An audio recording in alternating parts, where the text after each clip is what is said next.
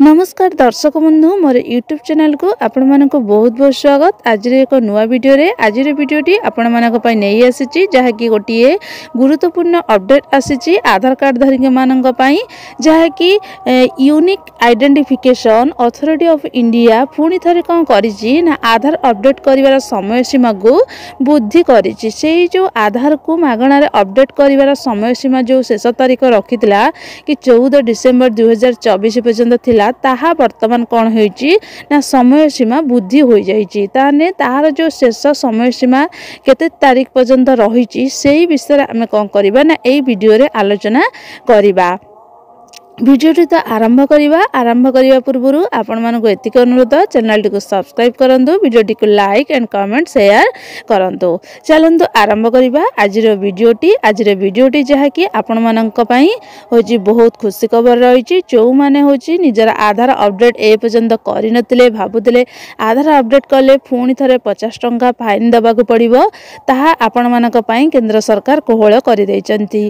से कोन करिसंती ना आधार जो अपडेट करिवार थिला जो समय सीमा रखिथिले 14 डिसेंबर 2024 पर्यंत ताहा वर्तमान कोन करिसंती ना से समय सीमा को 6 मास पर्यंत वृद्धि करि दैचंती कि आपण कोन करि परिबे ना होची जो 14 डिसेंबर रु जो 6 मास रखा जायची से 6 मास भितरे आपण जेबे चाहिबे आपणकर आधार अपडेट करि परिबे। सेति पई आपण को कोनोसी देय देबाकू पड़िबो नाही आधार को मागणा रे अपडेट करि परिबे। ताने ए नहीं कौन होइछि ना गोटे गुरुत्वपूर्ण तथ्य आसी जहा कि unique identification authority of India जे कि पुणी थरे कौन करिसंती ना आधार अपडेट को समय सीमा को 6 मास पर्यंत वृद्धि करिसंती जहा कि यार शेष समय थिला 14 डिसेंबर पुणी एहा को कौन करिसंती ना वर्तमान एहा को 15 जून जहा कि 2024 रो 14 डिसेंबर पर्यंत थिला किंतु वर्तमान सेटा होउछि कोन ना हमर 15 जून 2025 को वृद्धि करा जायछि।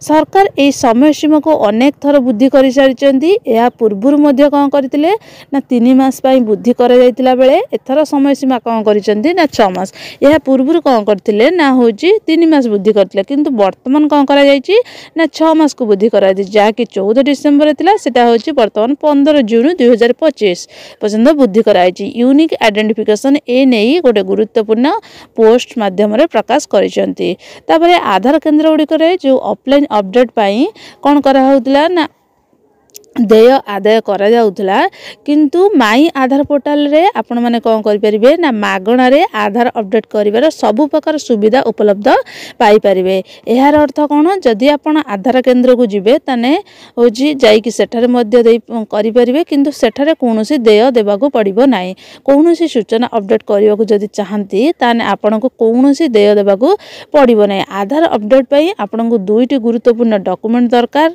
कोन से डॉक्यूमेंट ना प्रथम टी हूँ आपणकर परिचय पत्र आ द्वितीय हूँ ठिकाना प्रमाण पत्र। ताने आपणकर जोटी रोहुचंदी जो अंचल बासिंदा से ठिकार आपणकर हूँ ठिकाना प्रमाण पत्र आउ हूँ आपणकर परिचय पत्र यही दुईटी नहीं कि आपण आधार अपडेट करें। यही दुईटी डॉक्यूमेंट आपणकर निहाती दरकार। वर्तमान समय आधार हूँ कौन ना आपणकर गोटे गुरुत्वपूर्ण डॉक्यूमेंट जहाँकि प्रत्येक क्षेत्र में कौन हूँ ना आप बैंक अकाउंट खोलिया पाखु ट्रेन फ्लाइट टिकेट बुकिंग ये सबू क्षेत्र में आपणकर कौन होउछि ना आधार कार्ड टी माने तार जो आधार कार्ड डॉक्यूमेंट आवश्यक होउछि सेति पई गुरुत्वपूर्ण एटा होउछि आपणकर पई जल्दी आपण माने होउछि कोन ना आधार अपडेट करि दियंदु। केवल एतिक नै सेटारे नाम ठिकाना बयस लिंग आउ जो बायोमेट्रिक तथ्य अछि प्रत्येक व्यक्तिक जनसंख्या सूचना आधार कार्ड रे कोन करा हिछि रेकॉर्ड करा जायछि।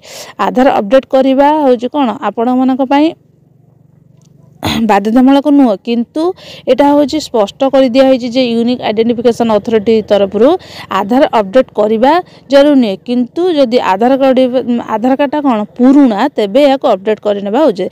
ताने से नहीं कौन गोटे गुरुत्वपूर्ण खबर देछन जार अत्यधिक पुराना हो जाई माने केवल आधार अपडेट करनी किंतु वर्तमान माने जो माने वर्ष 2 वर्ष पूर्व आधार कर कौन आधार अपडेट कर बाध्यतामूलक करा जाऊ नाई। ताने आपण माने निश्चित जानि पारुथबे एई जो वीडियो रे मु आपण मानको कोन जणाई देली जे आपणकर आधार समय सीमा जो अपडेट करिवार शेष समय थिला 14 डिसेंबर 2024 ताहा वर्तमान यह 15 जून 2025 को वृद्धि करा जायछि।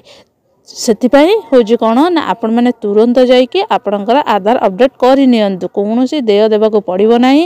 ଜନସେବା କେନ୍ଦ୍ରରେ କରନ୍ତୁ କିମ୍ବା ମାଇଁ ଆଧାର ପୋର୍ଟାଲରେ କରନ୍ତୁ, ଯେକୌଣସି କ୍ଷେତ୍ରରେ ଆପଣ କ'ଣ ନା ନିଜର ଆଧାର ଅପଡ଼େଟ୍ କରିପାରିବେ। ତାହେଲେ ଆପଣମାନେ ସୁନିଶ୍ଚିତ କ୍ଲିଅର ହୋଇସାରିଥିବେ ଯେ ମୁଁ ଏଇ ଭିଡ଼ିଓଟି କ'ଣ ପାଇଁ ଆପଣମାନଙ୍କ ପାଇଁ ନେଇ ଆସିଥିଲି।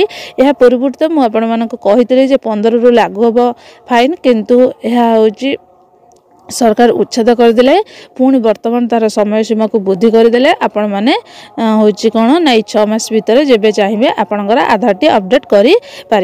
ताने वीडियोटी केमती लगिला मते कमेंट रे जानइबे। रहिली जय जगन्नाथ।